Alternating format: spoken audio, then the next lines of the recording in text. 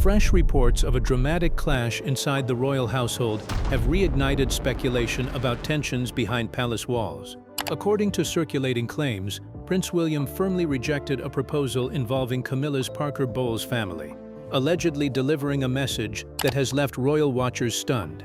As debate intensifies over what really happened, many are questioning whether this reflects a simple disagreement or a deeper struggle over influence, tradition, and the monarchy's future. What prompted such a decisive response, and what could it mean for the royal family going forward? But why would Prince William ever try to shut down Queen Camilla's plan? Let us know your thoughts in the comments below.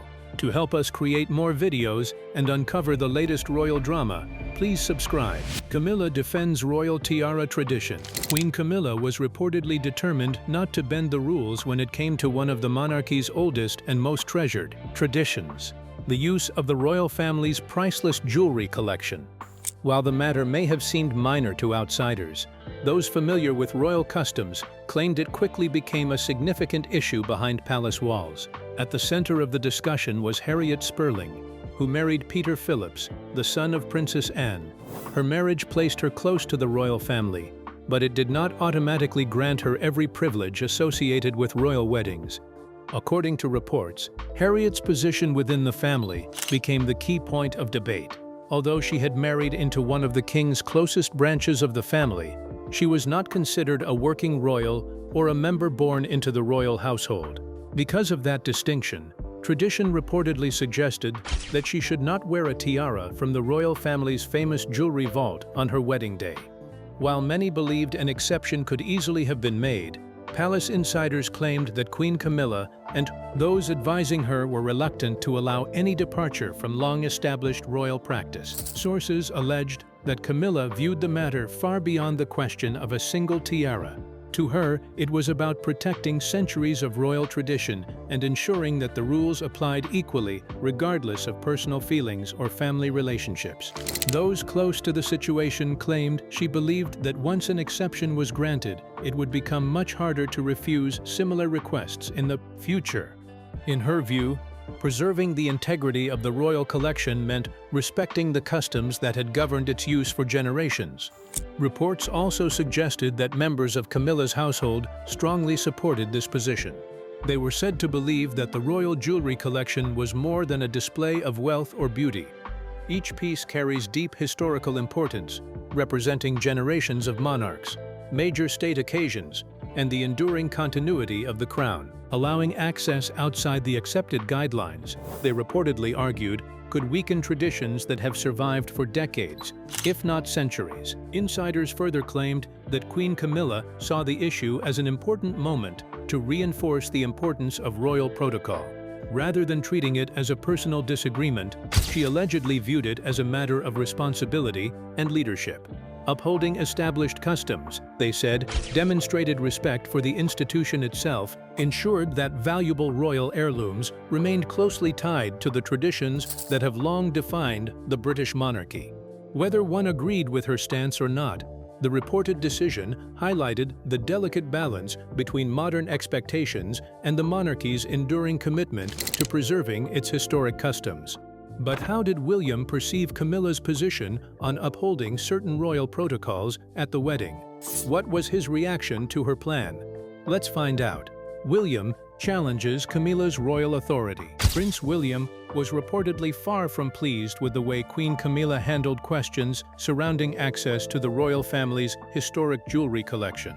According to reports based on unnamed insiders, the Prince of Wales believed the matter had gone beyond a simple decision about a tiara. To him, it was about tradition, authority, and who truly has the right to make decisions involving one of the monarchy's most treasured family collections. Reports have it that William stepped in to support his cousin, Peter Phillips, with whom he is said to share an especially warm and trusting relationship. Family bonds have always been important to William, and the insiders suggested he felt it was only right to stand by his cousin during the disagreement. Rather than remaining silent, he allegedly voiced his concerns and questioned whether Queen Camilla should have the final say over items that have been passed down through generations of the Asian royal family. According to those same sources, William believed that authority over the royal jewelry collection should belong to King Charles III as the reigning monarch. Looking further ahead, he reportedly felt that such responsibilities would naturally pass to him one day as the future king and a direct blood descendant of the royal line. From this perspective, the reports suggest that he viewed Camilla's role differently, believing that although she is queen, she entered the family through marriage rather than birth, and therefore should not exercise ultimate control over royal heirlooms. The disagreement reportedly became heated enough for William to openly challenge what some insiders described as Camilla's decree. Those reports further claimed that Camilla interpreted his actions as a deliberate attempt to weaken her authority within the royal household. She allegedly accused him of intentionally undermining her position and ignoring established royal protocol. If true, the exchange would have highlighted yet another sign of the complicated relationships that have often been rumored behind palace walls.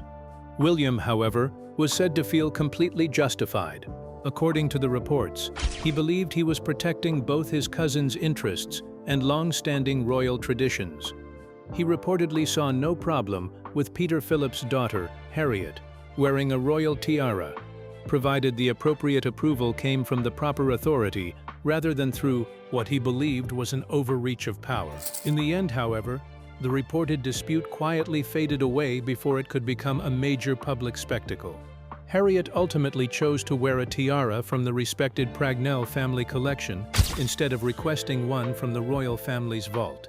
That decision effectively removed the source of the disagreement and prevented what might have become another headline-grabbing royal controversy. It is important to emphasize that these claims come entirely from unnamed sources quoted in tabloid reports. Neither Buckingham Palace, Prince William, Queen Camilla, King Charles III, Peter Phillips, nor any other member of the royal family has publicly confirmed that these events took place as described. Why would William deliberately shut down Camilla's plan? Could there be something wrong in their relationship? Let's delve into the details of the relationship marked by duty, distance, and lingering tensions. Behind William and Camilla's smiles. For nearly 30 years, the relationship between Prince William and Queen Camilla has been one of the most closely watched and widely discussed dynamics within the royal family. Yet, despite years of public appearances together, many royal commentators believe their connection has been defined less by personal closeness and more by careful respect, quiet acceptance, and a shared sense of responsibility. William first met Camilla in 1998, less than a year after the heartbreaking death of his mother, Princess Diana. According to the Yahoo article, the meeting took place privately at St. James's Palace, as King Charles slowly introduced Camilla into his family. While the encounter was said to be polite and respectful, the timing could hardly have been more delicate. William was still coping with the devastating loss of his mother, and seeing another woman gradually take on a significant role in his father's life was bound to stir deep emotions. Marked the beginning of a relationship that would never be simple. As the years passed, William publicly accepted Camilla's place within the royal family. He attended her wedding to Charles in 2005 and later stood beside her at countless royal engagements, ceremonies, and national events. Together, they have represented the crown on many important occasions, presenting an image of unity and stability. However, royal experts have frequently pointed out that these public appearances should not be mistaken for evidence of a deeply personal bond. Several respected royal biographers have suggested that Camilla never became a true mother figure to William. Instead, their relationship has reportedly remained courteous and respectful, with clearly understood boundaries. Royal biographer Angela Levin has even claimed that William does not see Camilla as a grandmother to his 3 children.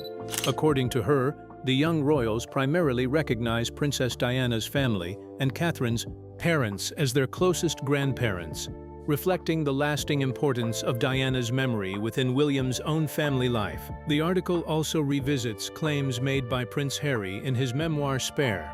Harry alleged that both he and William pleaded with their father not to marry Camilla, fearing the emotional consequences for the family. He also claimed that they later worried private family information was finding its way into the media. While Harry chose to discuss these concerns openly, William has taken a very different path. He has consistently refused to speak publicly about such deeply personal family matters, choosing silence over public disagreement. Even today, rumors of private tension continue to surface whenever William and Camilla appear together. Yet during official engagements, they remain professional, composed, and united, putting duty before personal feelings. Warm smiles at state banquets, memorial services, and national celebrations reflect their commitment to supporting the monarchy. Still, many observers believe their relationship rests more on mutual respect and shared obligation than genuine affection. Since much of what is known comes from royal biographers and commentators rather than official palace sources, the true nature of their private relationship remains known only to those within the family, leaving room for endless speculation and public fascination. What could have birthed the tensions in their relationship? Could it be Camilla's role in his mother's marriage? Let's dive into the details of the love triangle that changed the royal family forever, the crown's most controversial romance. Few stories in modern royal history have fascinated people around the world as much as the complicated relationship between King Charles III, Princess Diana, and Queen Camilla. It is a story filled with love, duty, difficult choices, heartbreak, loyalty, public judgment, and lasting controversy. Spanning more than 50 years, it has influenced not only the lives of those involved, but also the image and future of the British monarchy itself. According to reports, the story first began in 1970 when the young Prince Charles met Camilla Shand. The two quickly formed a strong connection and enjoyed each other's company. Their relationship showed great promise, but circumstances pulled them apart. Charles left Britain to serve in the Royal Navy, and while he was away, Camilla married Army officer Andrew Parker Bowles in 1973. Meanwhile, Charles continued living under enormous pressure from the royal family and the public to find a bride who would be considered suitable for a future king. Everything changed in 1977 when Charles met the young lady Diana Spencer.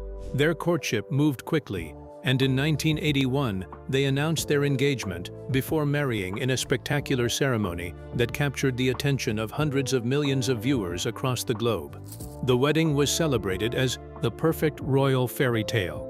But behind the smiles and grand celebrations, serious challenges were already beginning to emerge.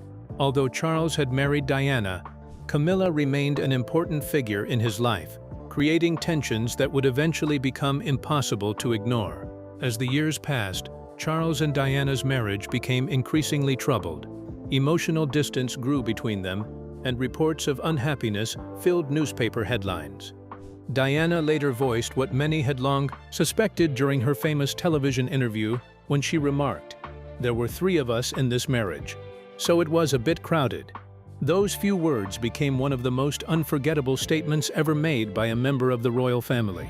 The couple officially separated in 1992, and Diana's candid interview in 1995 brought even greater public attention to the painful collapse of their marriage. Their divorce was finalized in 1996, bringing an end to one of the most closely watched royal marriages in history. Just 1 year later, tragedy struck when Diana lost her life in a car crash in Paris, leaving millions around the world shocked and heartbroken. In the years that followed, Charles and Camilla slowly revealed their relationship to the public, despite widespread criticism and lingering resentment. After more than 30 years of friendship, separation, and enduring affection, they finally married in 2005. Over time, public attitudes gradually softened, allowing Camilla to gain wider acceptance. When Charles became king in 2022, and the couple were crowned together in 2023, Camilla officially became queen. Their extraordinary journey, from youthful romance to separation, scandal, public condemnation, heartbreak, and ultimately the throne, remains one of the most remarkable, debated, and enduring royal stories of the modern era. What is known about Camilla's former marriage? What explanation has it for her presence in King Charles' life? Let's take a look at Camilla's first marriage to her ex-husband, a union that shaped royal history. Camilla's marriage before the crown. Before the world came to know her as Queen Camilla, she was Camilla Shand, a young woman whose marriage to British Army officer Andrew Parker Bowles would later become closely linked to one of the most fascinating and widely discussed chapters in modern royal history. Long before royal titles and palace life, Camilla and Andrew shared a relationship that stretched over several years and was filled with both romance and uncertainty. According to records, the pair first met in the late 1960s through Andrew's younger brother, Simon. They quickly formed a strong connection, although their romance was far from steady. Their relationship experienced several breakups and reunions before finally leading to marriage. Andrew, a highly respected cavalry officer, was well known within Britain's upper social circles. His close friendships with members of the royal family, including the future King Charles III and Princess Anne, placed him firmly within the royal orbit, long before Camilla herself became part of it. On July 4, 1973, the couple exchanged vows at the historic Guards Chapel in London. Their wedding quickly became one of the biggest society occasions of the year, drawing around 800 distinguished guests, among them several members of the royal family. Camilla looked graceful in a beautiful Belleville Sassoon wedding dress, complemented by a treasured family diamond tiara, while the elegant ceremony reflected the couple's high social standing. Over the next 22 years, Camilla and Andrew built a family together, welcoming two children, Tom Parker Bowles and Laura Lopes. To the outside world, they appeared to have a stable and successful marriage. Behind the scenes, however, their relationship faced serious difficulties. Reports later revealed that both had relationships outside their marriage, and Camilla eventually renewed her long-standing romance with the then Prince Charles. After more than 2 decades together, their marriage officially ended in divorce in 1995. Yet the end of their marriage did not destroy the respect they had for one another. According to reports, Camilla and Andrew remained genuine friends, brought together by their children and grandchildren.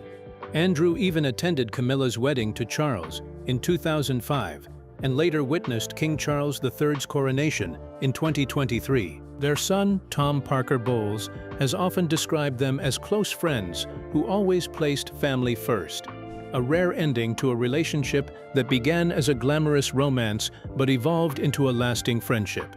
How did Camilla outgrow the stigma surrounding her past? How was she able to rise to the throne?